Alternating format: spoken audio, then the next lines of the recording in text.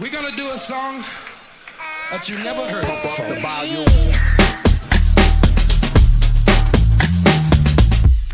Here they come and get wicked.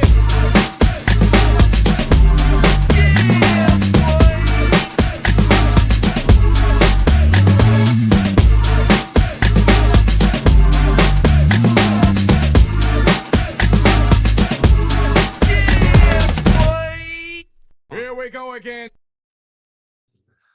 Thanks, Kennedy, my brother from another mother. What's goody, man? What's going on with you, bro? I was just go ahead.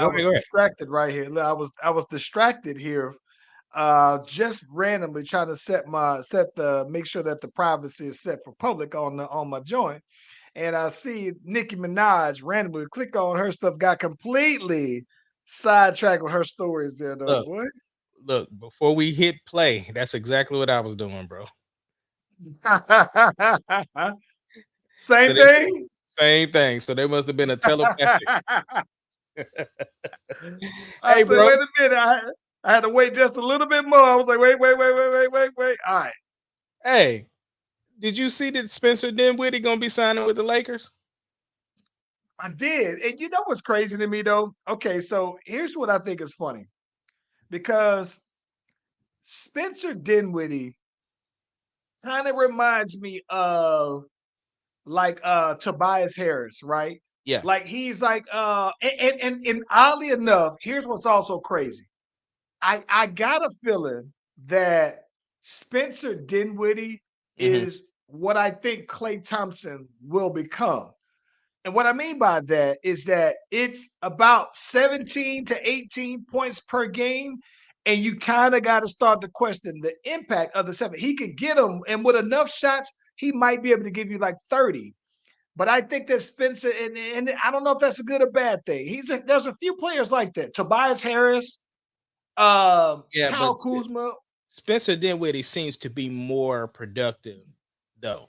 Because, like, I've seen, I mean, Brooklyn was decent at best, you know. Speaking of Brooklyn, kind of reminds me of Norman Powell. Like, I think he played for Norman Powell, he didn't play for Brooklyn. He played for the Raptors, then went to whoever. But I'm saying, like, there are certain guys who I think that that averages 17, but with enough shots, that 17 could be 24. It just depends on the shot selection and how much of a focal point they are. But I like him, though. I like his game, though, man. Yeah. Did you hear how much his bonus would be if they win the championship? No. I'll tell you about it after the music, bro. Let's do it.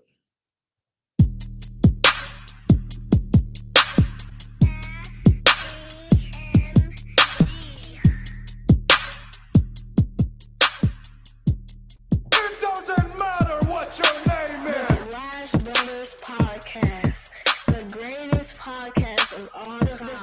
The Brotherz podcast, the greatest podcast. If you smell.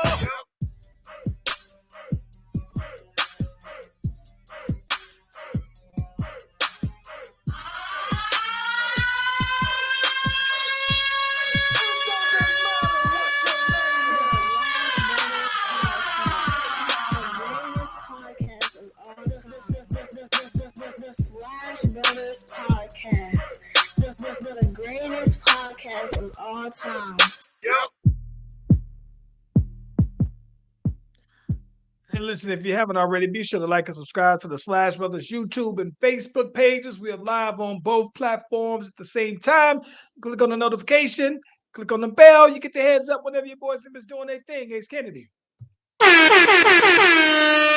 It was just me, but I couldn't hear the music again, though. That's like the second time that's happened, though. But we straight, though. As long as you heard me and you heard the music, we good. Yeah, I heard the music, and I checked the audio joint, and it's on the right thing, and on the playback is be there too. So yeah. It's gotta be on your end there, brother. Okay, I'm not doubting. Oh no, I ain't saying you doubting. I'm just crossing the T's, dotting the I's. For the first time this year, I think we're gonna have one of the brothers return to the Slash. First time of the year, huh? It's first time for the year. That boy, yeah. The Boney the Cockaroo himself. Hey, the bad guy has made his appearance to the Slash Brothers podcast. Hey, what's happening? Can you hear me good? Oh yeah, we can hear you. Yeah, Very Okay. good. Hey, happy New Year's and salutations to you brothers and all the Slash Brother followers. Good to see y'all. It's good to be seen. Yeah. How we? Bring you on, bro. Listen, it is we don't get a chance very often, but it's still time to celebrate. So we had to pull you up, though, bro. What's happening? Listen, I'm just out here making my rounds, out here letting everybody know. Yes, the Chiefs are still doing it. Yes, I am a Chief, Cockaroo Chief, means same thing. So all hail the Chief. Been letting people kiss my ring. So it's just been great, being the Chiefs. Because I don't know if you guys understand, this is the era of the Chief. Most people might not know that the Cockaroo lives in Dayton, Ohio, right above Cincinnati. I have nothing but Cincinnati Bengal fans around me. So you know what? When in Rome, do what the Romans do. I go to Cincinnati Bengals parties, man. I root for I root for the Bengals, brother. But everybody knows I'm a Chief, right? And it's never a big deal until you lose to me. Now hold on. Hold on. I've been your friend for how many seasons? And just first off, I'm the king, bitch. You everybody's a loser to me. How y'all doing, Slash Brothers? Bro, you ain't even gotta yell this time because you loud. Okay, my bad. Listen, I'm partying. I I'm feel partying. that, brother. I'm glad you out there partying, bro. I'm happy for your Chiefs. My cousin used to play for the Chiefs, so that's what I went for this weekend. I had my Go Taylor's boyfriend shirt on. So Right on. yeah, it was And wild. you got to have the biggest family that I've known, Who, and me? everybody has to be athletically inclined because you got a family member that played on every team that makes the playoffs for any sport. I've never heard you say that in hockey though, but I'm pretty No, I sure one don't. of the black Look, people that play look. hockey is related to you. George Adams for the New York Giants, and his son is now in the league. You Come got on. Robert Parrish that played for the Celtics. You got Shamika Holesclaw. You got and then my cousin that played for the Chiefs was Anthony Hitchens. Yep, I know Anthony Hitchens. He's a good Chief. He was a very good Chief. I remember him. Oh, but back to what I was saying before the music. Spencer Dinwiddie is There we go. signing his bonus if they win the championship. I know his contract is only like $2 million because he got bought out. $1. Yeah, listen, I think that it may be that What? because I think that his buyout was so much and his contract now, because like a lot of times, man, you got a lot of these guys. I never hear the terms of when you have players that are on the buyout market, right? But like your boy Thickums got signed to the 76ers, and he was previously on a contract that was paying him like $30 million a year. So when you buy out that, I don't know if they say, well, we'll buy you out for 25, right, or 28. But when you go like Spencer Dinwiddie, he was making double digits. So when you go and get bought out, and then you sign an extension or deal with the Lakers for the rest of the year for like 1.5 or 2.5, I'm gonna assume that you buy out, but you don't lose out on that much. At least I wouldn't, right? So I'm assuming that his contract is that way because he got more on the buyout. He's been paid more of that over time. So by the time it gets to the end where it's time for his contract to be over, there's only $1 left. Meaning he fulfilled his contract. So many people nowadays don't do that. They usually get the big buyout with this team and they go to that team and go to that team, and they really still living off that first paycheck. You know what I mean? That first contract. Yeah, I can see that. I can totally see that they may say, all right, because I'm in the last year of my contract and I can void out my contract by buying out for a team that they don't really want me. They just see me as an expiring contract and they trying to just set the ledgers even, right? For you, you might be saying, hey, you know what? So that I can pick whatever team I want. I'm a free agent basically halfway through the season. I can see you basically saying if I'm getting paid $30 million and I'm on a team that's trash, I might say, all right, you know what? I'll go to the Lakers, who might be a contender, For if you say, all right, I'm gonna take a loss of 25 million. If the Lakers give me 1.5, then that means that I'd be at 26 and a half, not my whole 30 million. But you know what? I get a chance to compete for a ring versus being on a team that has no contention hopes whatsoever, though. So I kind of get it though, man. But he chose the Lakers over Dallas, though. That's what's crazy. Well, he played for Dallas before. I know. Well, here's what's crazy. This is one of those things that I was telling you before, right? Because he played for Dallas before. I saw just today that Kyle Kuzma, the Mavs had a deal to have Kyle Kuzma go to Dallas as well. And this is what's crazy. Washington, they have like 6 wins, right, for the whole entire year. And so basically, the boy Kyle Kuzma, they said, "Hey, we got this deal. All you have to do is just say yes." And he said, "Nah, I'm gonna stay. I'm gonna stay down." And I'm gonna tell you, bro. I'm gonna tell you again. I think that players have an issue with playing with Luka, though, bro. And I don't think that it's anything with Luka personally. I just think that to play alongside with Luka, you basically have to play a reduced version of what you can do. And so if Kyle Kuzma turns down playing with Luka to play for the 6-win Wizards, right? And then they already out of the playoffs, right? They done, right? And so then if you tell me that Spencer Dinwiddie, who previously played with them, said, "Nah, I ain't even coming back there for the low ski." It just tells me, bro, that I just don't think that he's the easiest person to play with because of his style of play, though, man. Yeah. Well, look, all 3 of us are OKC fans, and we made a trade before the trade deadline. 3 of our youngins went off to become better players. Trey Man, Chick, and What's his name? Barons? Bertans. Goodness, Bertans. couldn't think of his name. And all 3 of them have been balling over there with the Hornets. I was expecting Trey Man to ball out. He played pretty good with the minutes. Given the minutes, I thought that Trey Man, I could see Trey Man being very much the Terry Rozier for their team, a young Terry Rozier, though. He started.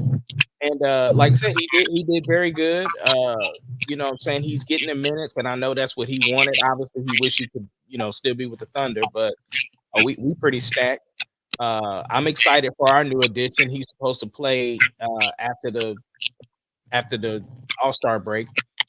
Gordon Hayward. The pickup anyway. Oh, Gordon Hayward. Okay, I keep forgetting about him. I haven't seen him. And listen, he's been hurt since December. Yeah, but listen. Even outside of him being hurt since December, I realistically feel like I haven't seen him since his first season with the Celtics, and he's been gone. Like, I haven't really seen him on the scene, and that's kind of a tragedy because I remember when he was at Utah, though, bro, and he was balling out there, no man, and he was looking like Larry Marketing for them, though, man, and so yeah. I watched the highlights. He still looks good. Chris, what you think about the addition, bro? I'm excited. Give me another reason to keep watching. It's hard to watch the Thunder out here because they don't, they don't always show them if they ain't winning. So it's just good for me because it's hard for me to watch them not win. I'll move back to Oklahoma City if the Thunder needs me. I'm just waiting on them to call me. And, we're going to work something out. The Thunder was always winning them when I was there. So I've been on the phone. Yeah, listen, I didn't take the call, and I'm a little upset. They called me, and I tried to play too good to get, and I missed my chance to come back home. I'm sorry. That's all I have to say. Yeah. No, I'm excited for the All-Star break, though. You know what I'm saying? We got 3 of our youngins playing in the Rising Stars Challenge. We got Chet and Jay Dub in the like the freshman game or whatever you want to call it. And then Shea is starting for the All-Star game. We well represented in the All-Star game. We would have had Coach Dagno as the Western coach if Houston would have beat Minnesota when we played, but it is what it is. I gotta be surprised. I gotta be honest. Still very surprised they didn't trade Giddey.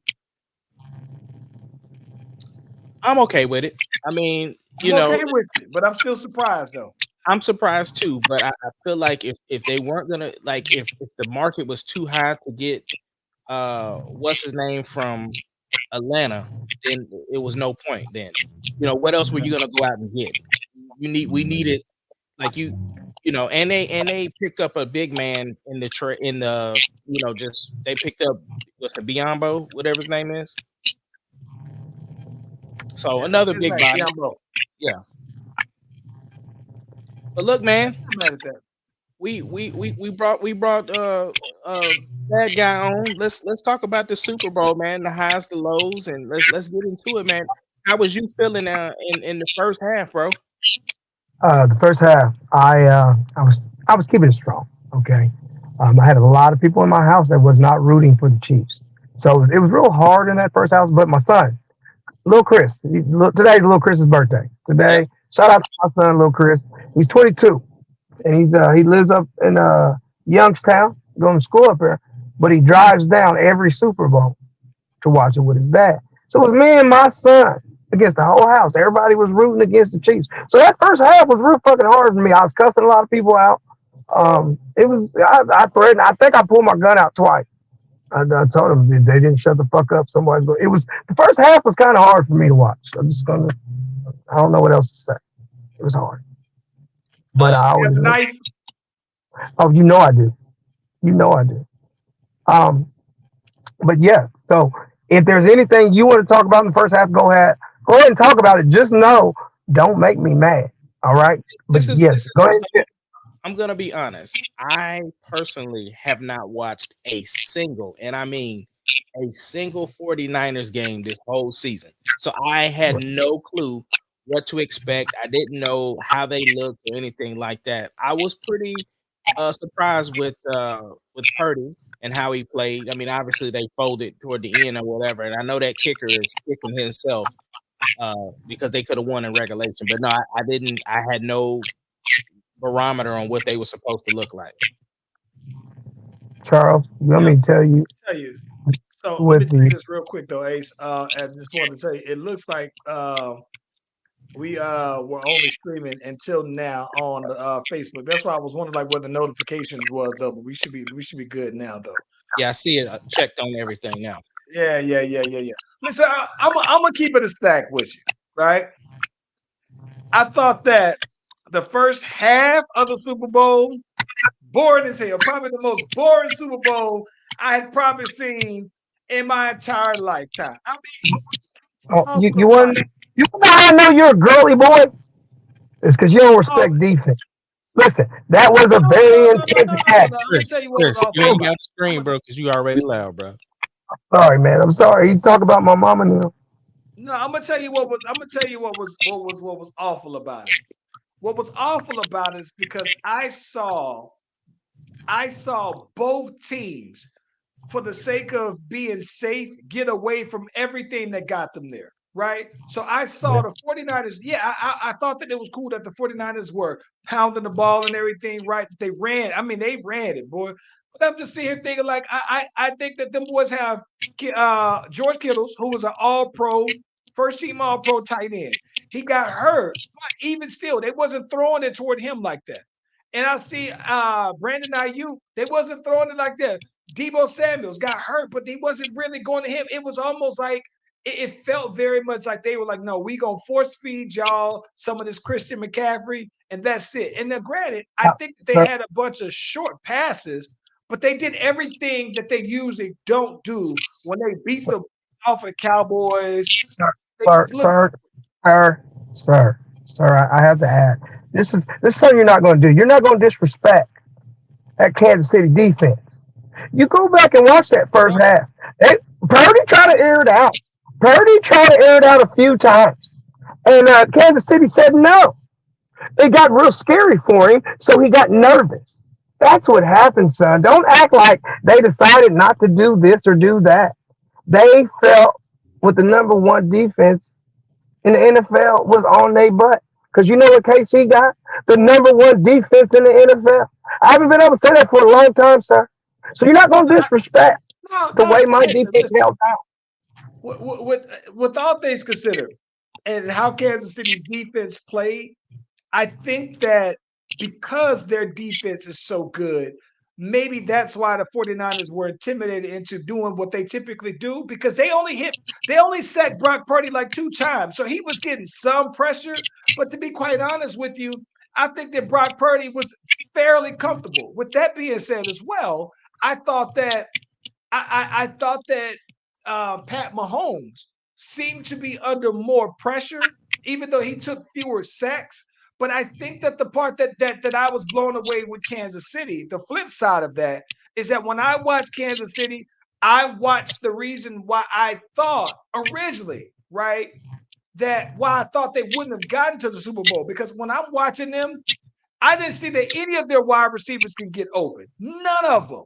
So when I'm watching Pat Mahomes having to say, you know what, in the second half, I'm about to just run it. I'm about to say because at some point the running, if your wide receivers can't get open, they're gonna start to load up that box, right? And now if we stop Pacheco, then we straight. But Pat Mahomes is now running for it and making up those yards. So I thought that that's what Pat Mahomes had to step up. And so now, while your wide receivers ain't open for a play that's too much deeper than 20 yards, I thought that he was able to connect on a lot of those 10-yard plays and make a lot of those 5-yard plays, and they just start to add up and add up. But I thought that in the first half of the game, though, man, I know that you make adjustments and everything after the halftime. I just thought that Kansas City, specifically Pat Mahomes, made the biggest adjustment, and that to me was the difference in the game, though. Let me ask you this. Okay. Go ahead, Chris. Go ahead, Chris. No, I was just going to defend my team. I can realize that, Chief doesn't watch the Chiefs often because you would know that my offense has been sucking all year. There is no reason. No. I agree with you. And that's what scares me about this Chiefs team. Yeah. The explosive Chiefs kind of did not explode this year. We did not win on offensive victories this year. Our defense held us up. And if you didn't understand, they said, I didn't expect you guys to do Lamar like that. I said, man, well, we was the number 2 defense until we played the Baltimore. When we played Baltimore, the number 1 defense, well, all I had to rely on is your quarterback versus my quarterback. And if your defense is better and my quarterback's better, and we're the Chiefs. So listen, Charles, we don't score like we used to, okay? We just don't score like we. I don't disagree with that whatsoever. What I am saying, though, right, is that it took them until the second half before they start to force the ball more toward Travis Kelce, because I think he may have like 1-2 catches in the first half, and he ended up with 9 with like almost 100 yards. And so my thing is that if that's what I know that they haven't been as explosive, right? And this is what's crazy. This is what's scary about Kansas City, because I thought if any time this was the year if you were going to get them. But if you don't get them this year, what the hell are you gonna do next year with them, though, right? So I'm just sitting here thinking, like, I would listen. You would be hard pressed for me personally, to pick any team over the Chiefs to win a Super Bowl as long as Pat Mahomes is there, and unless they're playing against my team, right? I'm gonna have to root for my team. But I don't think that there's. I'm gonna be honest. I'm not saying that I'm a Chiefs fan. I personally would never pick against Pat Mahomes, ever. All right, let me ask y'all this. Whose fault is it that the 49ers didn't know the rules in overtime? It's the 49ers. It's the 49ers' fault. This is football. You should be up on the rules. This is, man, instant play. You should know the game. But you know what? The 49ers aren't used to being Super Bowl champs. You know what I'm saying? So as a Kansas City Chief, we stay up on the rules because that's what you're supposed to do. I know. But what I'm saying is they thought that the regular season overtime rules applied in the this is professional football, sir. I cannot forgive the 49ers. That is their fault. They can't blame anyone else but them. Everyone else knows. I mean, the Chiefs knew the rules. Didn't the Chiefs know the ruals? So if the Chiefs knew the rule, they said the Chiefs went over the rule 2 weeks ago in the AFC Championship because they were planning to get to the Super Bowl. What you talking about, bro? Like, what we do, we win football games, and it doesn't just happen on the field. It's executive decision, people. So what happens is the half. I was trying to be tough, and I made a phone call. I picked up the phone call, and I called in some black magic, and the Cockaroos went down to Kansas City, and they started cheering, and it went all the way to Vegas, and it knocked the scoreboard down, and we won. Okay, that's it. That's what happened. We are a better team.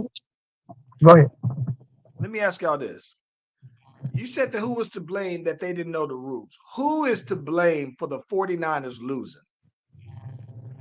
I don't. I think Patrick Mahomes. I just think and, there wasn't enough space made. I think Patrick Mahomes and the Chiefs. Like I say, think about that last play.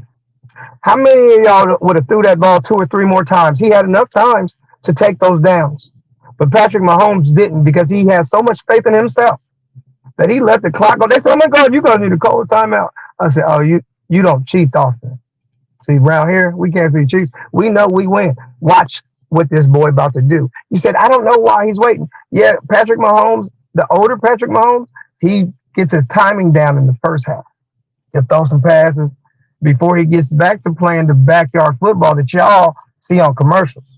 See, he don't take chances until he knows that time is right. Who's to blame? I know. Listen, I give you props for propping up your boy. He's great. Who is to blame? This ain't about Pat. If you telling me no, it's not about blaming Pat Mahomes. It's just that great. That's one thing. I'm asking who is to blame Chris Jones. 49ers. Chris Jones. Okay, Chris Jones. Is that what you wanted? What did Chris Jones do? Wait. Chris Jones did everything.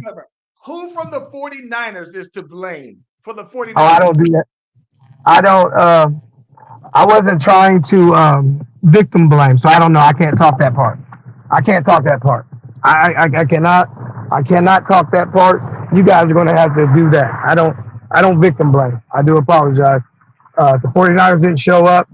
Maybe they didn't know where they were going. I don't know. That's between the 49ers. I can't speak on that. I was brought on the broadcast to talk about the Chiefs, and that's what I did. So I don't want anyone to blame me for that. So I'm going to go before you guys say something that makes it look like I'm a bully. Because in the era of this dynasty, we don't do no bullying, okay? We just win. Because all I do is win. I love y'all. I'll talk to y'all later. I got to go get to this show, man. I love y'all. I'll talk to y'all later. All right, peace. Old Cockaroo himself. Hey, Skinny, who's to blame? Who is to blame? Man, you was divvying up this blame. Who do you? It's a blame pie. Who do you give the blame to? I'm gonna be completely honest, man. I don't think anybody's to blame. To be honest, I think they just didn't make enough. I think the Chiefs won. I don't think this was one of those where the 49ers gave it away. Like I felt like the Chiefs made adjustments in halftime, and 49ers defense did the exact same thing that they did in the first half. Is just that the offense, there was better offense from the Chiefs. So I just think, it ain't nothing to hold your head down about other than being disappointed that you lost. But I feel like they left it all on the line, and it was just a great Super Bowl. No, so this is funny because you and I haven't had this conversation before, but I feel the exact same way. That's what's funny. I thought that with all things considered, if Pat Mahomes doesn't make that last pass right into the end zone, they're going, and Brock Purdy is probably the Super Bowl MVP. Most likely, they usually give it to quarterbacks.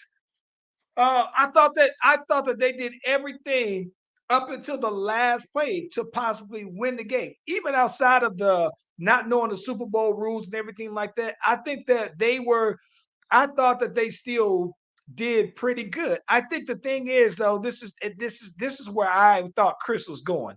I don't think it had anything to do with the 49ers. I thought that it's just the fact that that's to me the greatness of Pat Mahomes, though, bro. It's like I just think that the 49ers made it was tight all the way through. Like I told you when we had it on the last part, I mentioned I thought it was going to be 27-20. It was going to be a win by a touchdown. And it was that. It was the field goal, so it was 4 point of a difference. But I thought that Kansas City would win by scoring the final touchdown of the game, though, bro.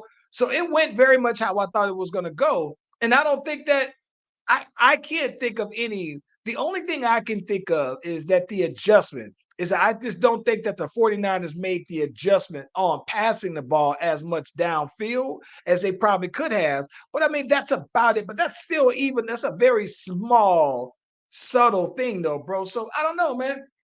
Yeah. Let me ask I you don't this, know. bro. So the Super Bowl is an event, and it ain't just about the football game. And we'll get to the halftime show in a minute.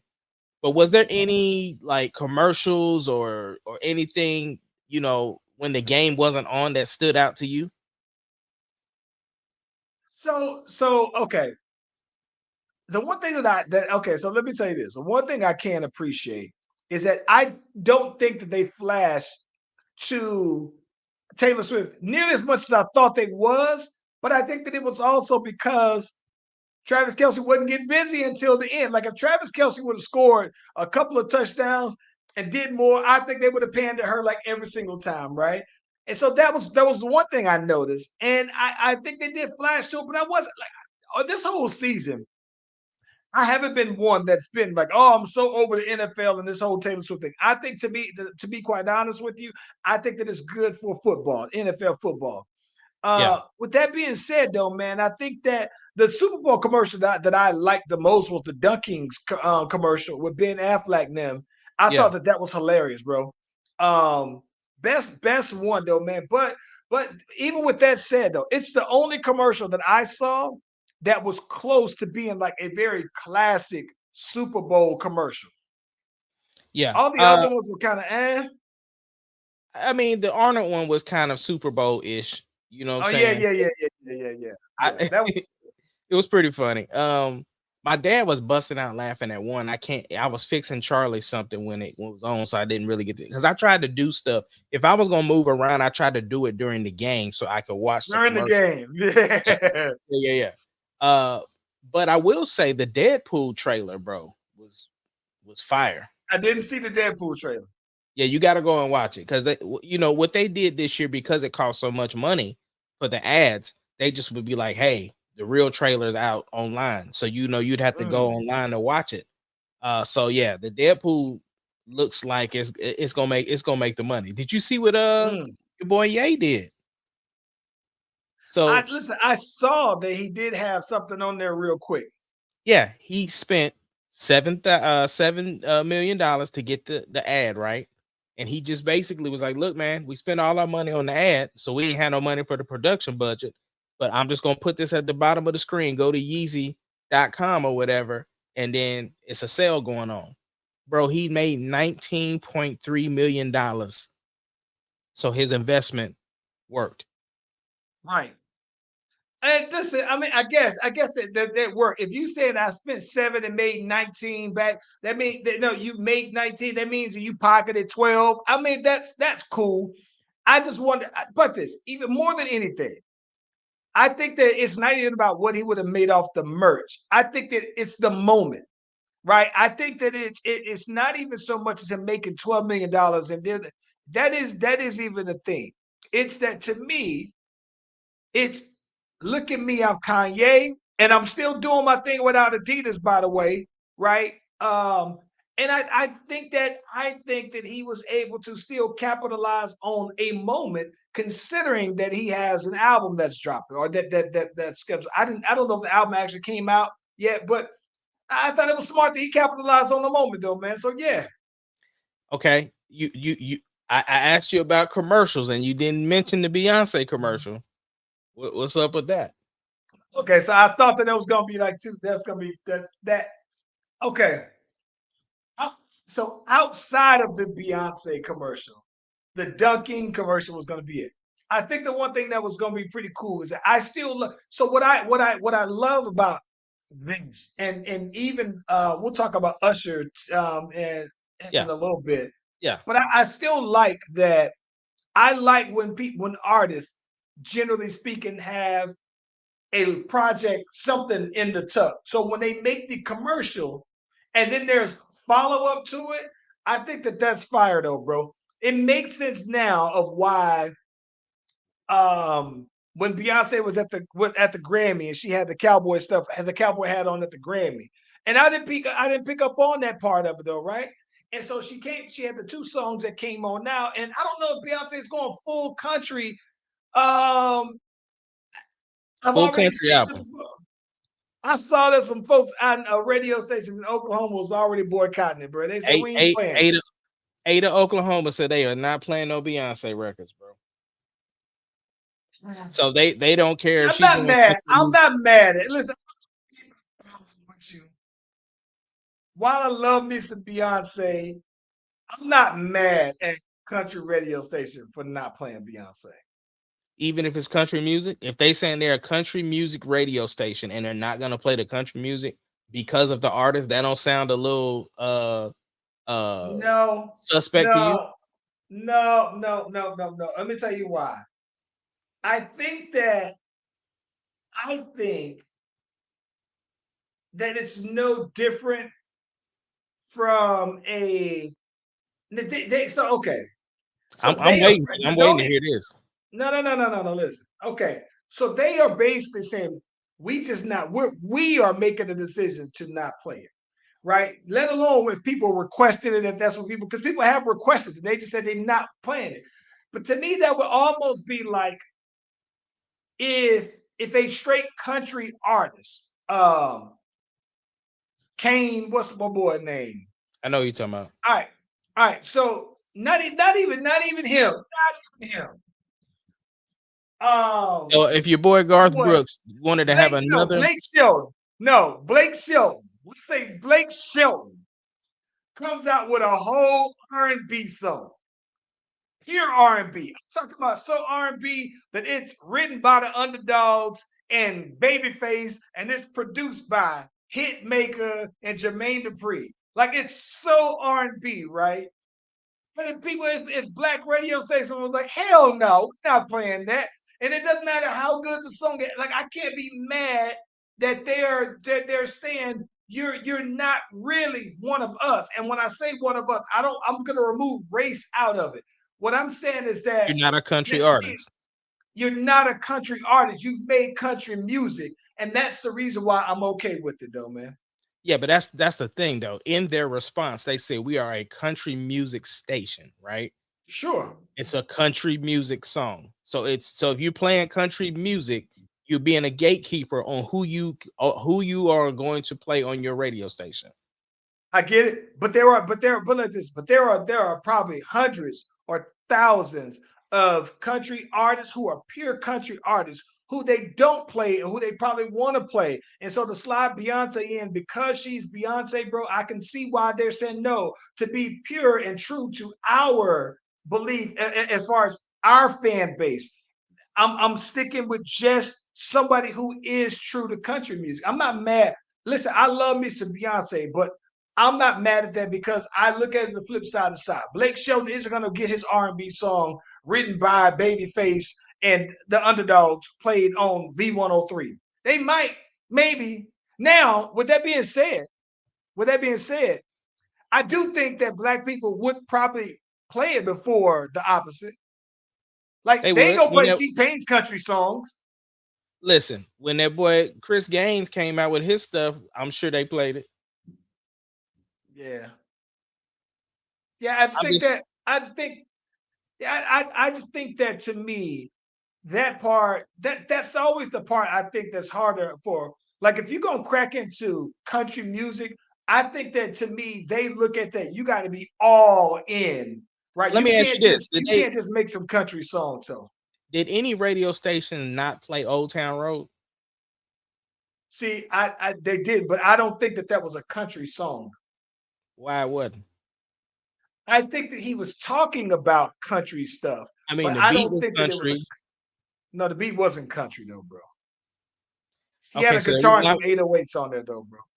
so now we got two fan questions to get posted at the Slash Brothers page, seeing if it's wrong for them not to play the Beyonce song and if we think Old Town Road is a country song or not. So yeah, that'd be interesting. I mean, you talking about country stuff, but it's not to me. It's not a country song though, bro. And that's why I think that's the reason why country music didn't chart it as such either, though, bro. So you know, But let me ask you this: did you actually listen to the Beyonce songs?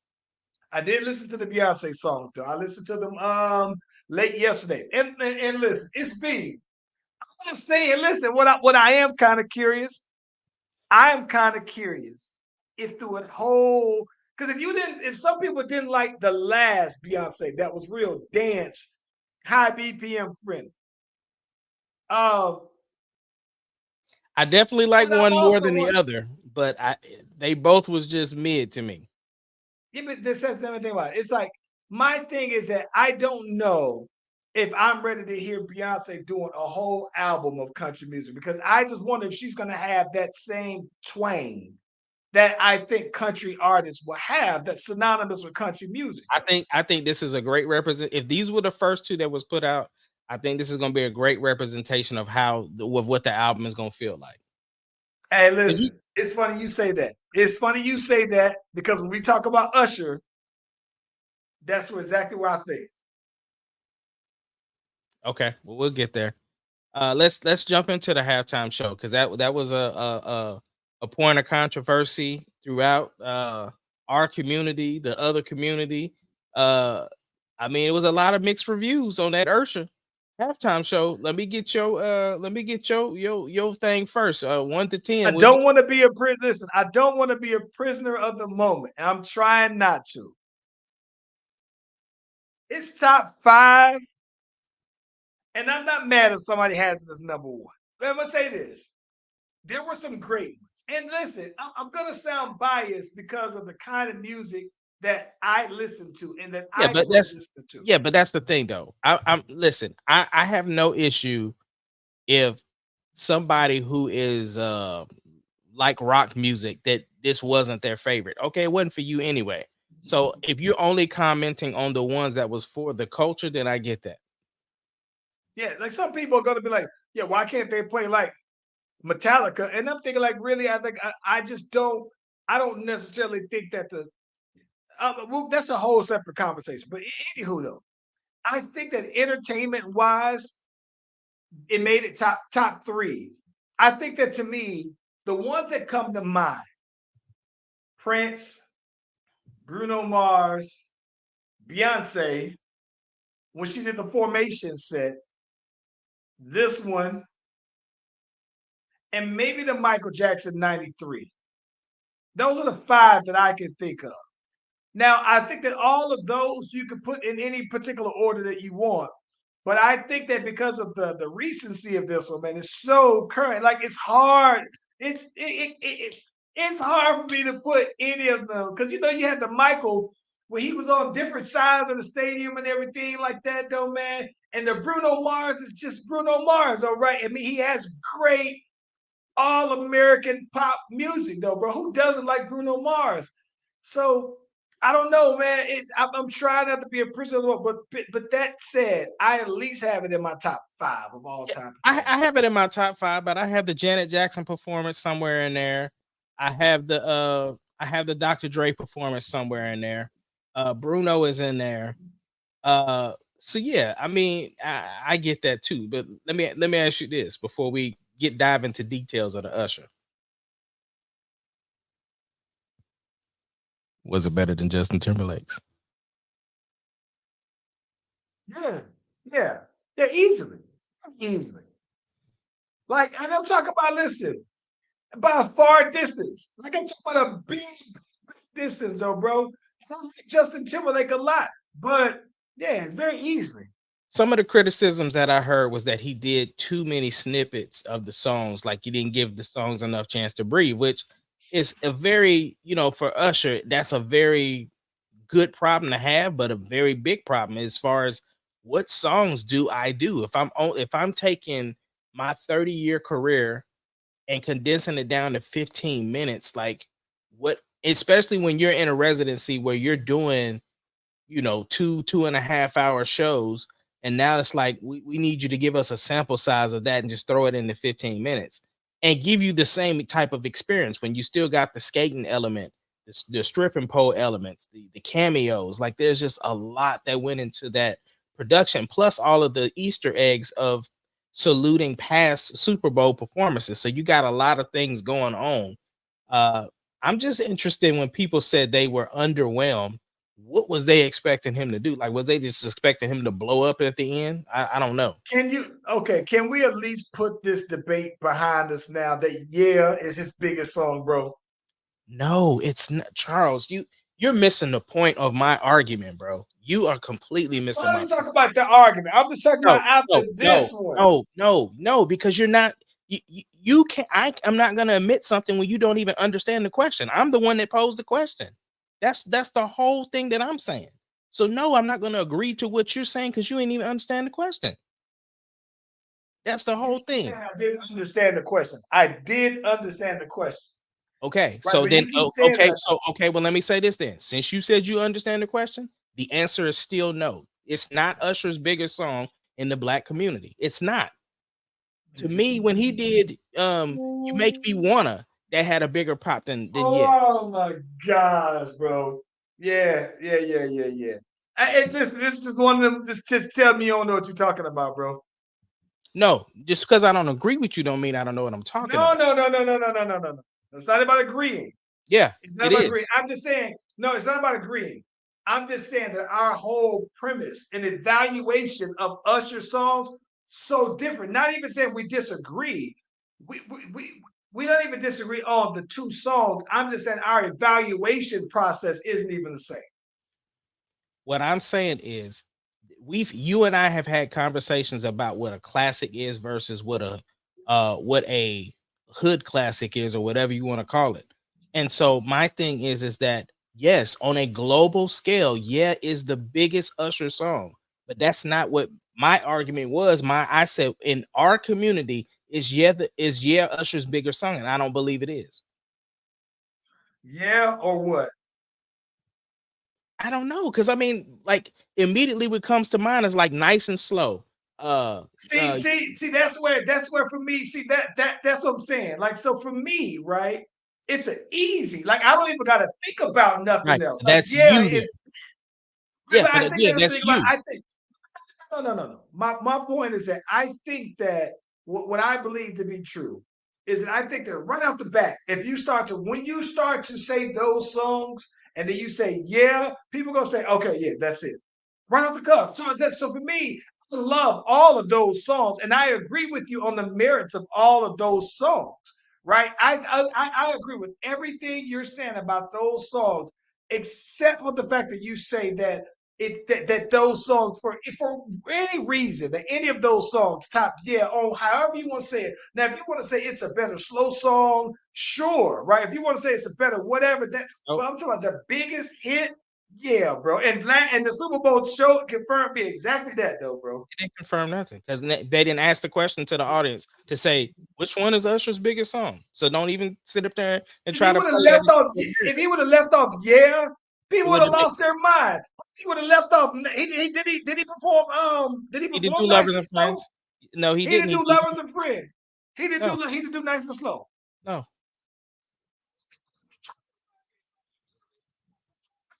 Um, bro. You went mute what? for this for the whole. I don't even know what you just said. You went mute, Okay, listen. If he didn't even perform Nice and Slow, how can Charles. you You, even say Nice and Charles, Slow Charles. might be one of his biggest songs? Charles, Go. again, bro, you're not even listening to me.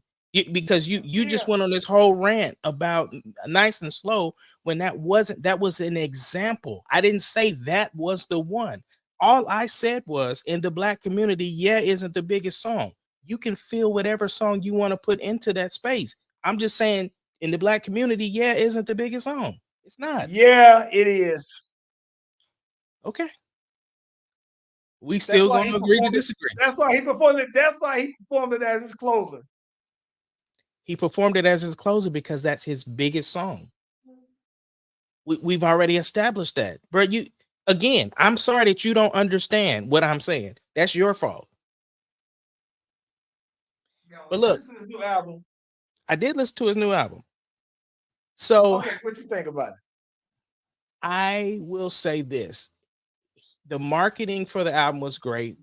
Um, the album itself sounds good.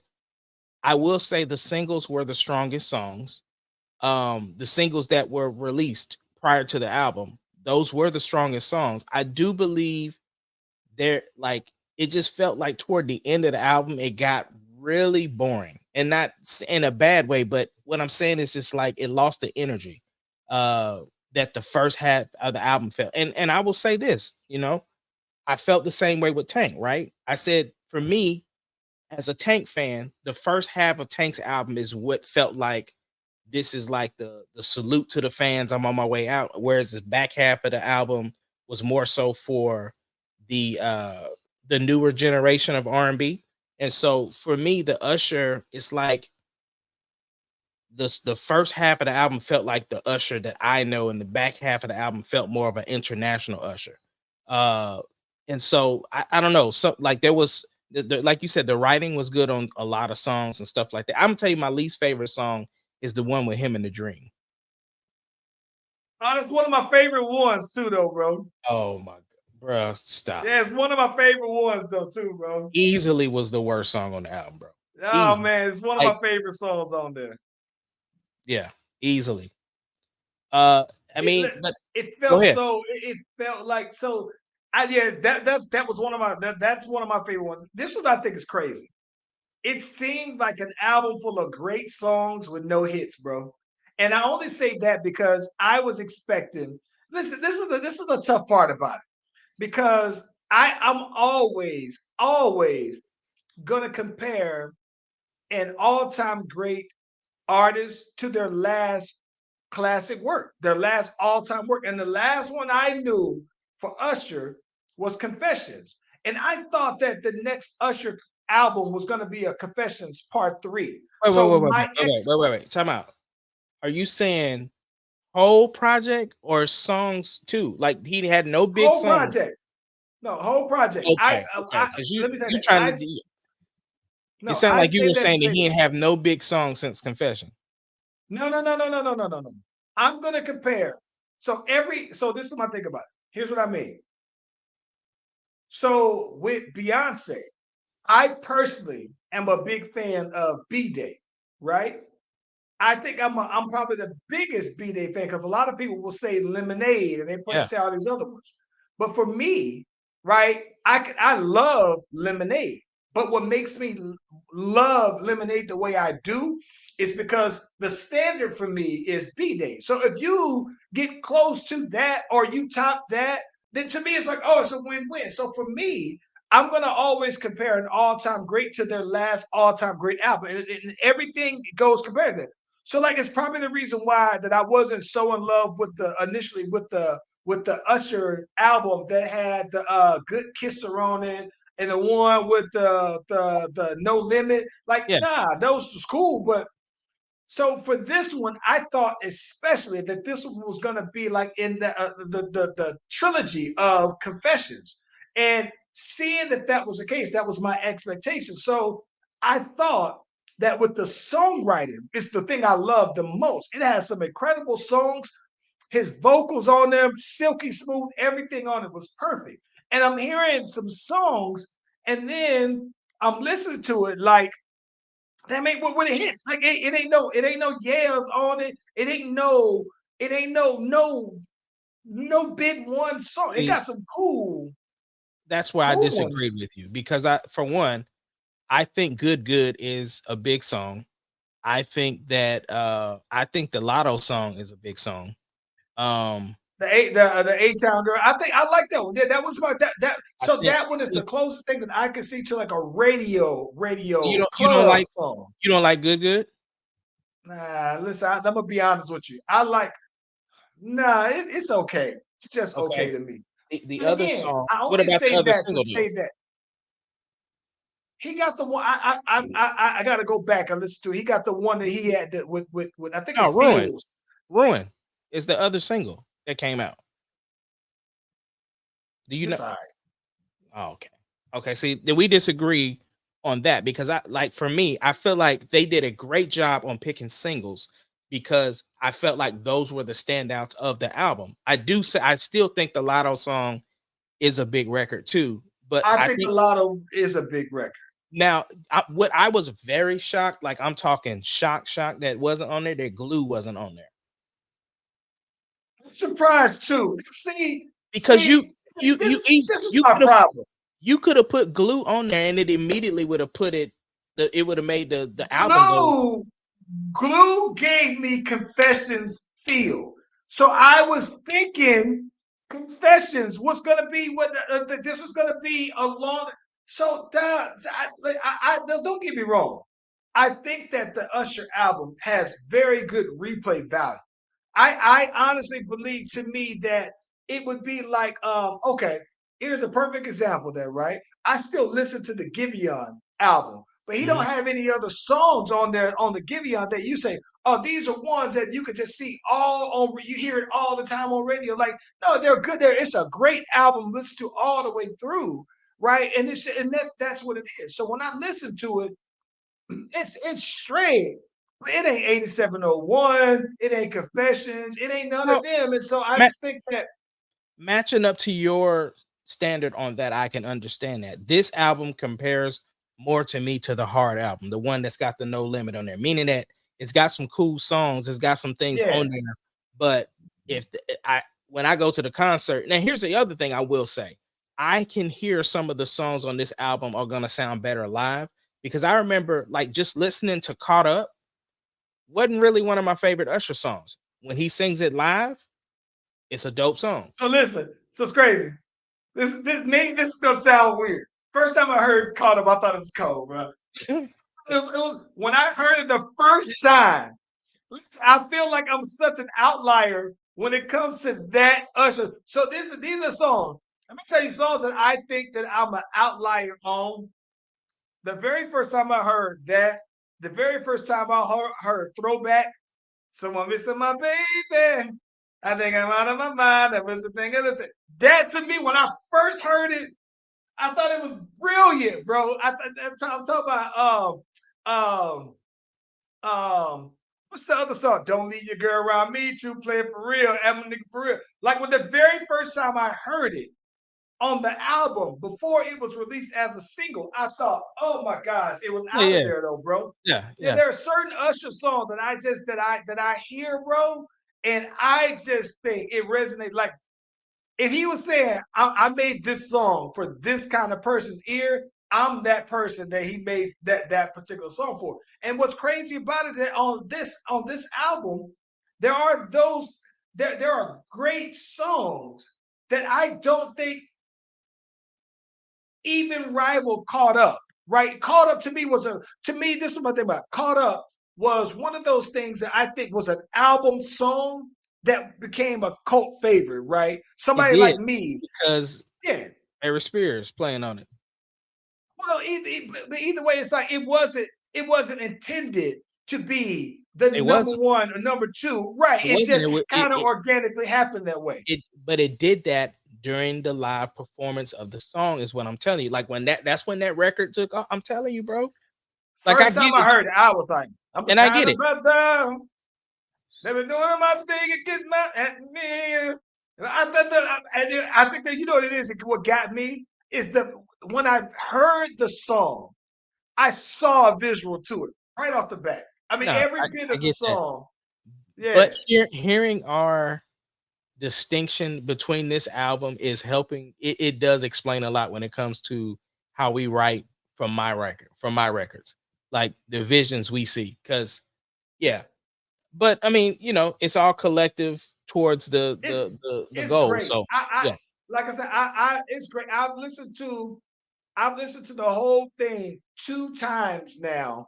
Mhm. And the one thing I'm gonna tell you this, the one thing that the oddly enough, I I kind of like his song with the little Afro beat, even though I don't know if I like Afro beats like that. But I can tell it's because cool. you really just you down on them, bro. Oh my God, let me tell you, man. Let me tell you what's bad. This was I'm gonna sound like a complete hypocrite because I'm working on a Afro beat song for you that you don't even know about, right? Yeah. This was funny. I got 2 songs that I'm working on for you that are songs that almost are like not genres. It's Afrobeat is just you know what it is. I like I think I know this. I like Afro beats that have a groove that kind of got that nice little grown and sexy bop to it. That particular song does, and the songs that Chris Brown typically do that are like that have that kind of feel to it. It's like one of them. It's like one of those Afrobeat songs, like Twyla, Thames, something where you could do a cool little grown folks 2-step to it, and that's cool to me though, man. But yeah. Yeah. Anyway, man, what you got up for the week?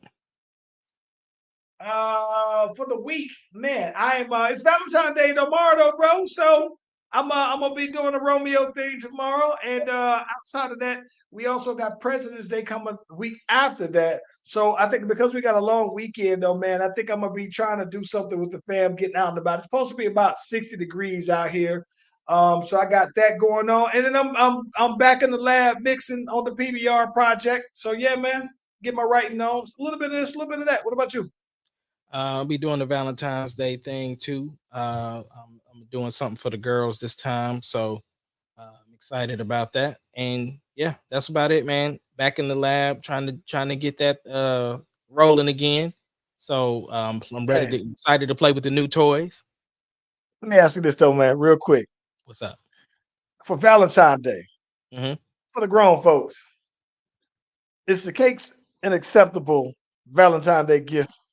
I think so. I think it, but it has to be. It's like we wrestling fans, right? So the matches you get on Raw ain't the matches you gonna get on the pay-per-view. So Valentine's Day is considered a pay-per-view. Let's get the music going. That's it. That's it.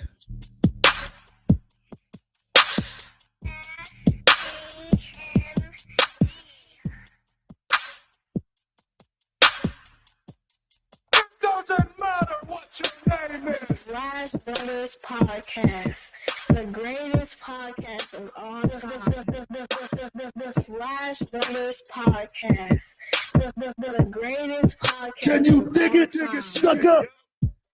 time.